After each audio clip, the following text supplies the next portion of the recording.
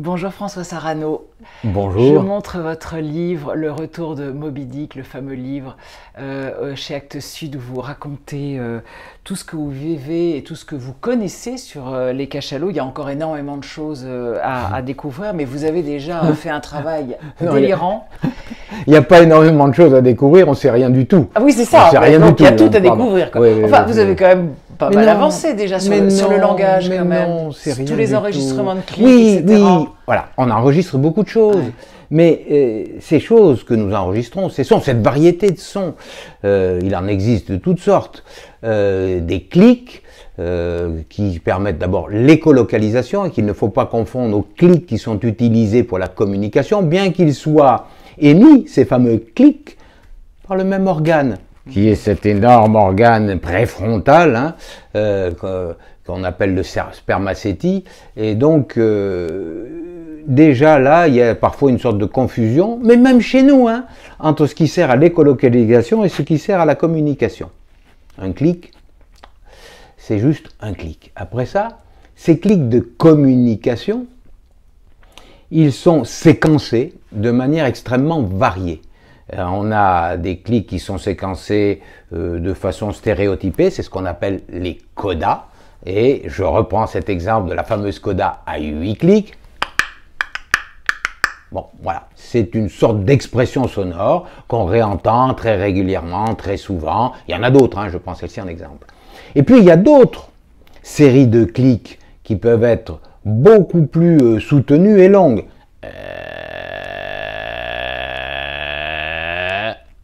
Qu'est-ce que c'est? Des clics de communication? Des colocalisations? Non, ce sont peut-être juste des caresses sonores, parce que ces vibrations extrêmement fortes, lorsqu'on est prêt, on les ressent comme des caresses. Et donc les cachalots pourraient l'utiliser comme des caresses, parce qu'on entend ces sortes d'expressions sonores lorsque les cachalots sont en surface, entre eux. Il n'y a aucune raison qu'ils essayent d'utiliser leur écolocalisation pour interpeller celui qui est juste à côté d'eux depuis 2 heures et avec qui ils vivent depuis 7 ans.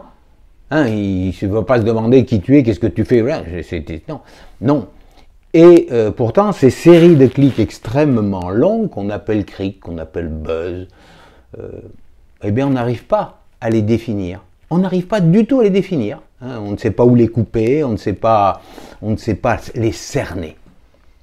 Et puis, il y a des fois, ces cachalots émettent des séries de clics si serrés, il y en a tellement d'une seconde, 1600, je dis bien 1600 clics à la seconde, que ça fait un miaulement. Oui, les cachalots miaulent.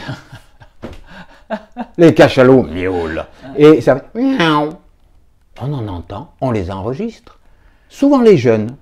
Mais on ne sait pas du tout à quoi ça correspond. Oh, on le voit, moi je les filme. Je suis avec le petit Baptiste. Il arrive vers sa mère d'Ocaleux et puis il fait miaou. Mais quoi? Au-delà de ça, quoi? Ce que nous avons fait de plus que les autres, grâce encore une fois à l'équipe du professeur Glotin, à Maxence Ferrari, à toute son équipe de l'université de Toulon. Nous avons mis au point un enregistreur sonore à 5 micros, distant de 60 cm. Et grâce à un processeur particulier, ultra rapide, qui travaille au millionième de seconde, nous arrivons à séparer les sons en fonction du retard d'arrivée sur chacun des micros.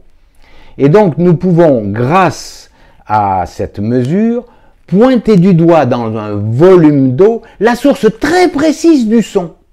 Donc nous pouvons, au sein d'un groupe de cachalots, attribuer un son à un individu et donc un comportement. Et donc pour la première fois au monde, relier une coda à un individu. Et c'est comme ça que nous avons pu montrer que la coda à 8 clics était une coda qui était définitivement liée à une demande de contact physique. Parce que si l'autre cachalot répond, alors les deux cachalots viennent et se caressent. Et donc ça, c'est déjà unique. Mais de là à dire on sait ce que ça veut dire, non. On sait que lorsqu'on entend cette coda, on voit ça. Ou lorsque l'on voit ce comportement, on entend cette coda. On ne sait pas pour autant ce que ça veut dire. Ça peut vouloir dire j'aime les caresses, ça peut vouloir dire faisons un rapport hiérarchique, ça peut vouloir dire allez réconcilions-nous. Je dis des choses, mais pour dire qu'on peut dire 1000 choses. Attention, attention, ce n'est pas parce qu'on associe expression sonore, individu et comportement qu'on va pouvoir après ça traduire ces expressions sonores en mots, en phrases, et qu'il y aura un jour un dictionnaire français cachalot. Il n'y aura jamais de dictionnaire français cachalot parce que les cachalots n'utilisent pas de mots, parce que les cachalots n'utilisent pas un langage structuré comme le nôtre.